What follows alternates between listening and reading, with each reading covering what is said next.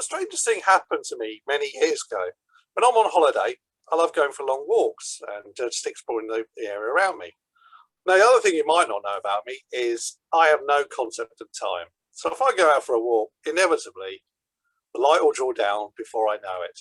And this time, it came down so quickly, and the only light I had was on my mobile phone. So I found myself in the middle of a forest, a little bit lost, to be fair, just trying to look for any signs of civilization.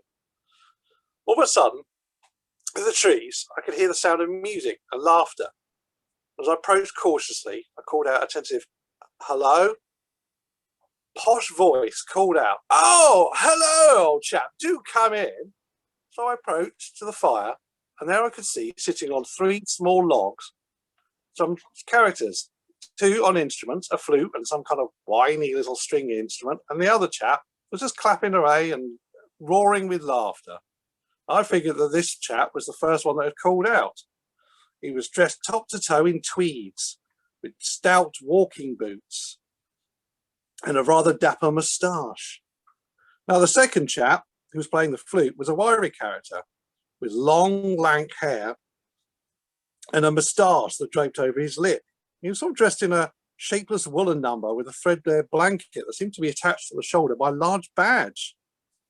"God Neven," he called out as he just put down his flute. The third character was a diminutive jolly fella who was sporting large boots and some kind of padded jacket, the collar of his shirt peeking out. "Hail, fellow, well met. Tarry this night."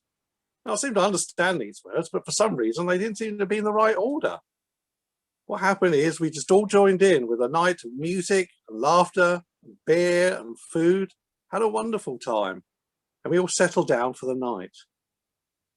When I woke in the morning, I could see no sign of my fellow travellers, not even anything, the grass pressed down or the moss, and the fire, which had obviously been burnt, was now just a pile of ash. That was all was remaining.